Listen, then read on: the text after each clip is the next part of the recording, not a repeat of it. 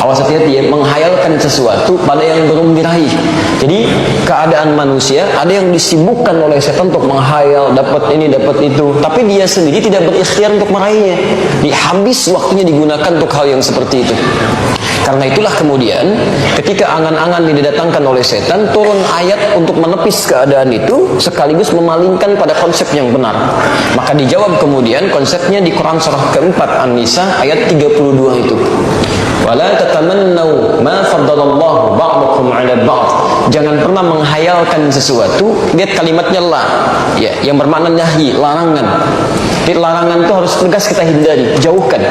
Jadi cara cepatnya kata Quran, begitu ada hayalan dalam benak kita, la, cepat tinggalkan, palingkan. Ini enggak benar. Ya, ada teman lewat dengan sesuatu yang baru, handphone baru, ada otomatis ada pikiran di benak Anda tiba-tiba, saya pengen juga yang begitu. Kemudian mulai membayangkan sesuatu, langsung hilangkan, tepis. Ini enggak benar. Itu bukan punya saya, itu punya dia. Tapi Quran tidak berhenti sampai menampilkan persoalan, diberikan solusi dari situ. Kalau cuma menampilkan larangan tidak dikasih solusi, orang bingung. Lantas saya melakukan apa? Ya? Maka kemudian turun ayatnya. Lanjutkan. Lirijali nasibum mimma iktasabu walin nisa'i nasibum mimma iktasab. Ya, seorang lelaki akan meraih keutamaan atas apa yang telah dia ikhtiarkan. Demikian perempuan bisa meraih apa yang dia harapkan sesuai dengan ikhtiarnya. Jadi kalau dalam bahasa singkatnya, kalau kamu ingin mendapatkan seperti nikmat yang melekat pada dirinya, ayo berikhtiar seperti dia pun telah berusaha sebelumnya.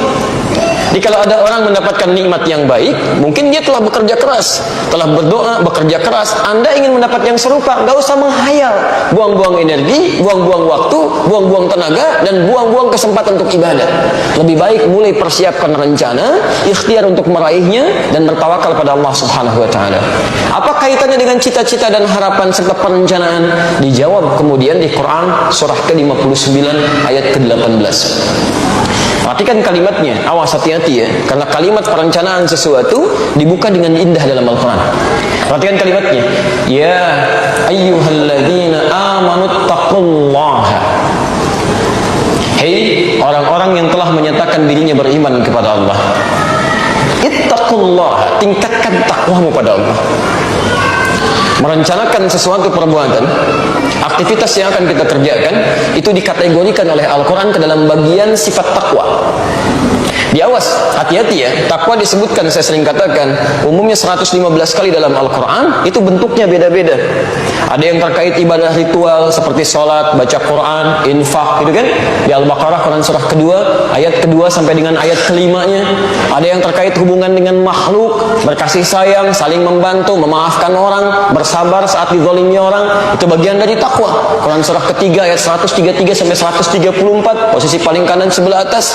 Dan bagian dari takwa adalah menyiapkan rencana-rencana aktivitas yang akan kita kerjakan. Jadi orang yang selalu punya rencana dalam hidupnya, itu bagian dari sifat takwanya. Secara tidak langsung, orang yang tidak pernah punya rencana dalam kehidupannya, nggak punya planning nih, nggak jelas. Ya besok mau ngapain? Ya jam 7 ada di mana? Jam 9 kerjakan apa? Dia masih bingung untuk memahami itu. Itu menunjukkan kadar takwanya masih rendah. Jadi Quran itu mengarahkan kita pada sesuatu yang efektif, kesuksesan yang terencana sifatnya, dan dengan perencanaan itu setengah dari kesuksesan bisa kita raih. Ya, teman-teman, bahkan saat Anda keluar dari masjid ini pun ditanya belum tahu apa yang Anda kerjakan, berarti ada sesuatu yang belum terencana dalam kehidupan kita. Habis ini mau ngapain? Belum tahu, nanti aja deh. Nanti aja. Bukan nanti saja, ya, bukan bagaimana nanti bagaimana, lihat, rencanakan. Dan ketika Anda merencanakan, perhatikan, orang beriman dan bertakwa, rencananya beda dengan orang yang belum beriman dan belum bertakwa. Wal tanzur nafsum ma qaddamat lighad.